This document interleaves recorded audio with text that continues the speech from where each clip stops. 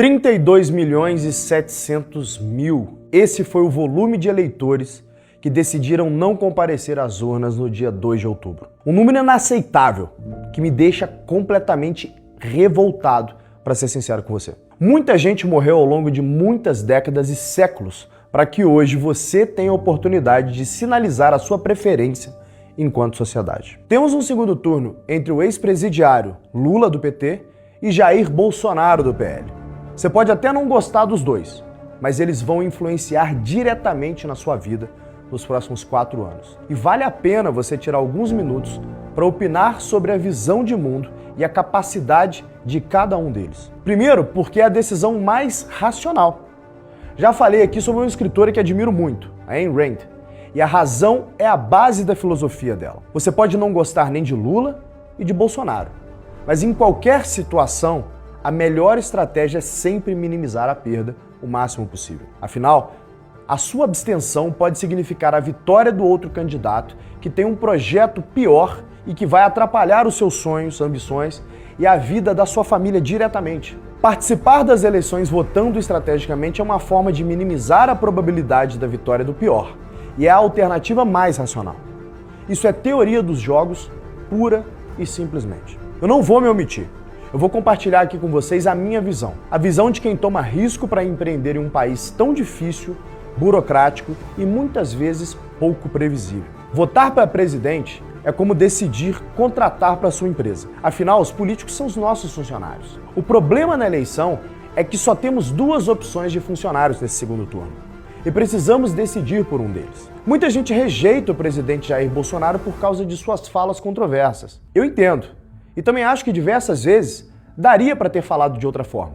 Mas eu olho mais para a produtividade, especificamente para os resultados produzidos, do que pela estética da fala de alguém. E uma coisa é o Jair Bolsonaro na física, a outra é ele na PJ, o governo Bolsonaro. E o governo Bolsonaro tem excelentes resultados para você levar em consideração e um grupo de pessoas técnicas que são formadas para construir Brasil. Primeiro, foi um governo que pegou um Brasil em situação extremamente difícil, sem dinheiro, com grande déficit fiscal iniciado em 2014. Um país que tinha 12,7 milhões de desempregados e um crescimento no ano anterior de 1,2%. Esses 3 indicadores, déficit fiscal, desemprego alto e baixo crescimento, ainda heranças da maior recessão que o Brasil viveu em 120 anos, que aconteceu entre 2014 e 2016, no governo do PT. Qual a solução diante dessa crise, gente? Reformas. E foram muitas. Reforma da Previdência para ajudar a diminuir as distorções, atacar privilégios e equilibrar as contas públicas, lei da liberdade econômica e lei do ambiente de negócios para desburocratizar a vida de quem toma risco para gerar empregos. Foi aprovado o marco do saneamento para ajudar a fazer o Brasil sair de uma situação vergonhosa, em que quase metade dos brasileiros não tem algo básico, como saneamento. A privatização da Eletrobras aconteceu em um ano eleitoral. Quanto que vocês imaginariam isso, gente? Qual é a chance de alguém de fato ser altruísta e fazer algo que é necessário para o país, sabendo que é impopular? E teve muito mais. Lei das licitações, lei das falências, autonomia do Banco Central, enfim, marco legal das startups, lei do gás, lei das ferrovias, enfim, são muitas reformas que condenarão o Brasil a crescer muito mais nos próximos 10 anos. Mas eu quero trazer também alguns números. Crescimento econômico. A inflação no Brasil sangrou o nosso bolso, mas muito disso se deve às políticas adotadas na pandemia. Lembra do Fica em Casa? Lembra que eu falava para vocês que ia acontecer isso? A conta veio, está no supermercado agora. E mesmo assim, o Brasil está muito melhor do que outros países desenvolvidos. A pandemia foi um período extremamente triste para famílias, para negócios, para pessoas que precisavam dos seus empregos. Mas é preciso reconhecer que a gestão de enfrentamento da pandemia no Brasil foi muito melhor do que a de outros países. Especialmente se considerarmos que o Brasil é um país continental e muito mais difícil de gerir do que em países pequenos com menores populações. Vocês já viram esse gráfico aqui embaixo? E apesar de todos os problemas da pandemia e de uma guerra em andamento, em 2022 teremos provavelmente o primeiro superávit primário desde 2014. quando muitos analistas diziam que só ocorreria novamente depois de 2030, antes de Bolsonaro e Guedes chegarem ao poder. E o desemprego caindo, mês a mês.